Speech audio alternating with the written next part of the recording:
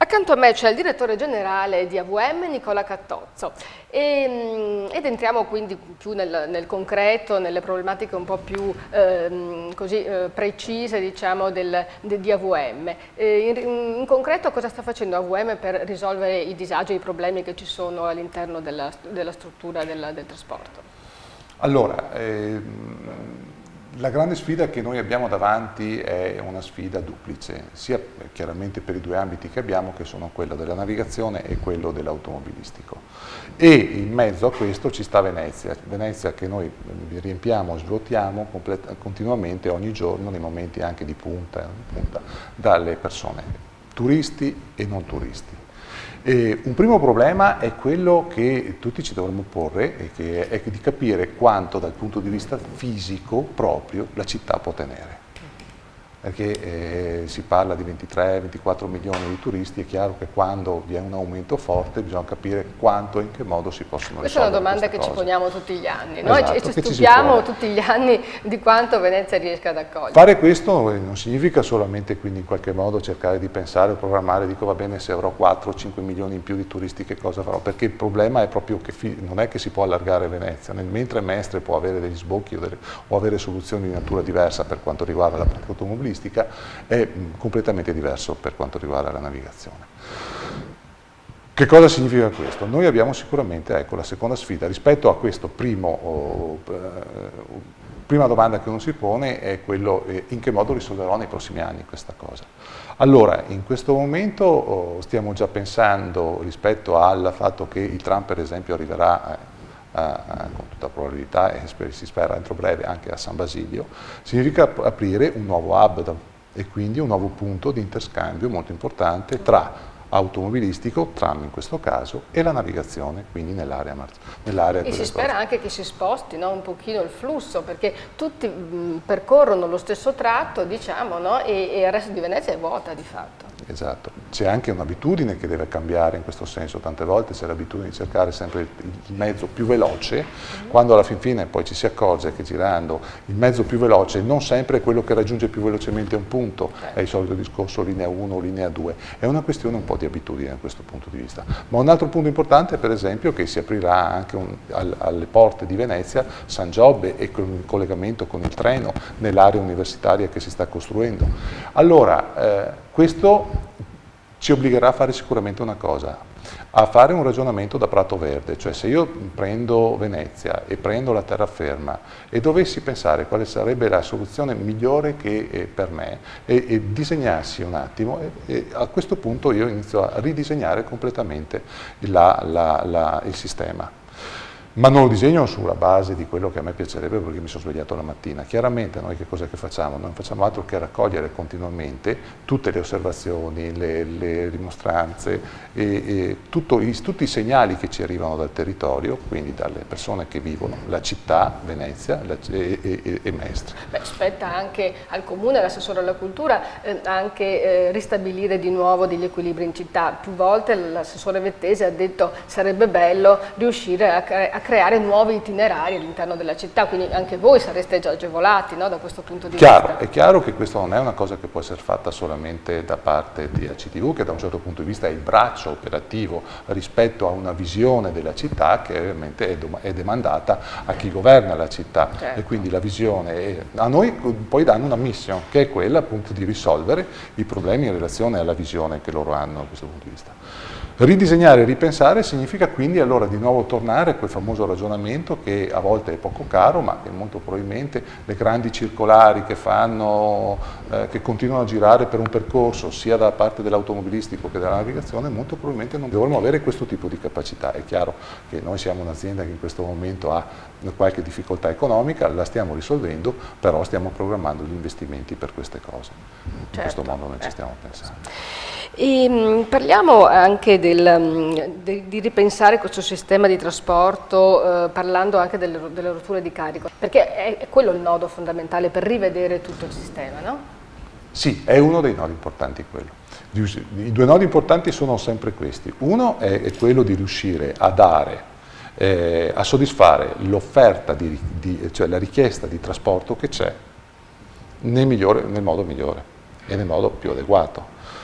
Nell'arco di una giornata la richiesta di trasporto non è uguale in tutte le ore, ovviamente, vi sono le ore della mattina, le ore del mezzogiorno, l'ora verso la sera, che sono orari di punta. In quel momento vi è la necessità di dare maggiore offerta e probabilmente ridurla negli altri momenti. Fare questo, per esempio, è già una rivoluzione culturale, perché si era abituati che comunque ogni 10 minuti un vaporetto passasse, indipendentemente che ci fossero o non ci fossero agli approdi le persone. È chiaro che noi dobbiamo dare una continuità, però molto probabilmente dobbiamo rinforzare di più in alcuni momenti e diminuire in altri. Quindi concentrare e migliorare il servizio da questo punto di vista, per cercare di evitare le resse agli imbarcaderi, per esempio. Ma stessa cosa vale perché è collegato per l'automobilistico, è lo stesso principio, cercare di concentrare sempre di più da questo punto di vista. Quindi il ripensamento che noi dobbiamo fare e la rivisitazione che noi stiamo facendo sulle linee iniziali è proprio questo. Quindi la prima è questa certamente, quindi combinare in modo migliore offerta e risposta rispetto a questo. Altro invece è poi il meccanismo della rottura di carico, cioè bisogna creare più hub, più punti intermodali, ma creare dei punti intermodali che non siano, voglio dire, del prato da qualche parte dove mi arriva un punto e non c'è niente. Bisogna iniziare a pensarlo per tempo, quindi se San Giuliano deve diventare un hub importante, su San Giuliano bisogna investire in termini diversi. Stessa cosa vale, per esempio, in Piazzale Cialdini si stanno facendo delle cose importanti. Piazzale Cialdini è il primo esempio, non è il primo, però sta diventando il primo esempio di punto intermodale tra il tram, tra gli autobus che arrivano da fuori provincia, tra gli autobus che sono invece del comune e che poi partono magari verso Venezia. Questo sta diventando un punto intermodale. Nelle altre città che ho visitato, anche a me è capitato di andare all'estero così, questa è la normalità, però non è così semplice. C'è un altro nodo che i veneziani non riescono a risolvere, diciamo, ed è la convivenza tra turisti e veneziani. No? Non si è riuscito, è stata creata la linea 3, la famosa linea 3, ed è stata poi così chiusa, il progetto è stato tramontato e i veneziani continuano a convivere con i turisti, con le trolley, con gli zaini, eccetera. Allora, per quanto riguarda il sistema della navigazione, noi pensiamo entro la metà dell'anno, speriamo, insomma, adesso dipende, questo anche in relazione poi a tutto il meccanismo per cui andremo a risistemare tutti i pontili che abbiamo in Canal Grande, però quanto prima vorremmo trasformare la navigazione in una specie di metropolitana, nel senso che diventa chiusa. Chiusa che cosa significa? Che vi si può accedere a un imbarcadero solamente tramite dei tornelli. A questo punto, nel momento in cui ho tutti gli imbarcaderi, da questo punto di vista i pontili che sono forniti di tornelli, è possibile pensare di diversificare i flussi fino a un certo punto, ma si possono diversificare nel senso impedire che per esempio chi ha preso un biglietto, non so, turistico vada per un determinato pontile, ma che vada per un altro. Questo è possibile farlo, finché sono aperti è impossibile pensare di poterlo fare. Questa è una cosa che ricordo da tantissimi anni fa, mi ricordo sempre una cosa fortissima quando ancora nel 1998-99 si era pensato di fare queste cose, che ancora allora ero qua a Venezia e ricordo che a fronte di una domanda fatta da un turista, una vecchietta rispose Foresti de là. E quindi questa era l'indicazione del rapporto tra chi vive nella città e il foresto, che è il termine che era questo. Che invece è una fonte di reddito importante. È una fonte di reddito importante, importantissima, ma che va gestita in maniera altrettanto importante questo. Ma è vero anche che non possiamo dimenticarci ovviamente le esigenze fortissime di chi vive la città, perché vivere Venezia... Io la vivo da innamorato di una città, ma non vivo a Venezia ed è una cosa diversa. Capisco però che quando mi fermo tanto a Venezia, capisco le difficoltà di muoversi, le difficoltà di vivere la città per tanti motivi. E quindi anche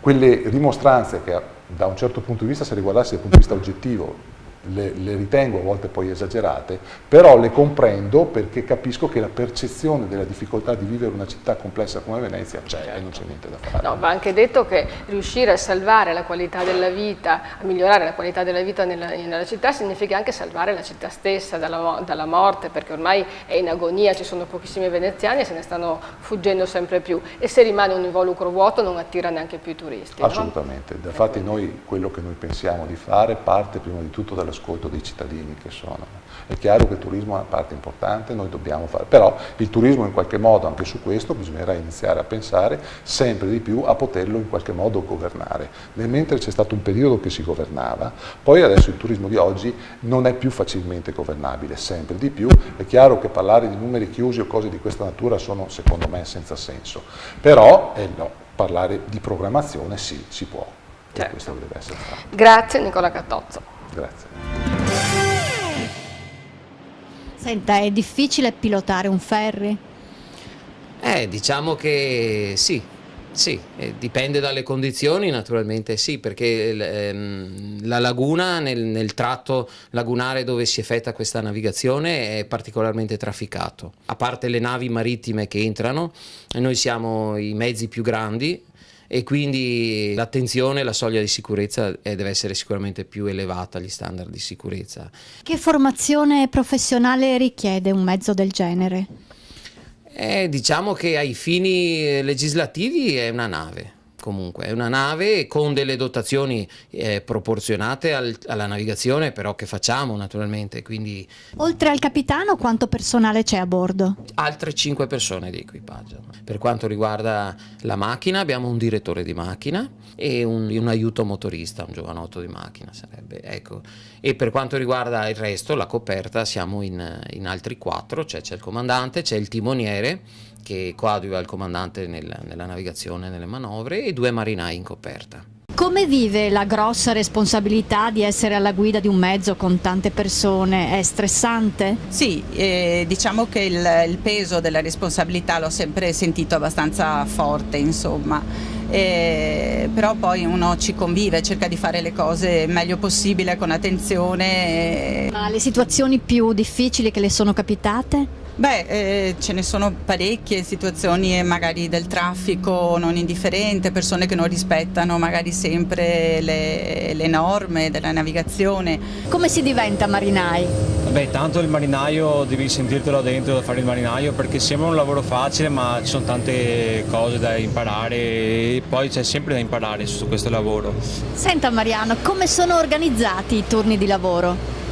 Guarda, i turni ce ne sono tantissimi, perché ci sono tante linee e per esempio io lavoro nella linea 41 e ci sono 42 turni. Il primo turno comincia alle 4 della mattina, dunque alle 4:08 comincia il turno per fare la partenza alle 4:20. Quali sono i momenti più delicati di questo lavoro? Hai sempre a che fare con tante persone, portiamo tante persone, c'è quello che vuole salire col carrello, quello che arriva all'ultimo secondo, quello che corre. Ecco, bisogna saperci anche fare con la gente, non è facile. Sì, un po' di gentilezza e un buon sorriso va sempre bene. Questo poi è un tipo di lavoro che bisogna fare assolutamente per passione, perché anche insomma è abbastanza faticoso, si fa con ogni tempo, non ci sono giorni di festa, giorni feriali, si fa sempre. Sì, non c'ha festività perché noi lavoriamo anche durante le feste e quindi deve essere fatto con passione, sì. Quindi una passione che un po' alla volta aumenta. Sì, sempre, certamente, altrimenti non sarei qua.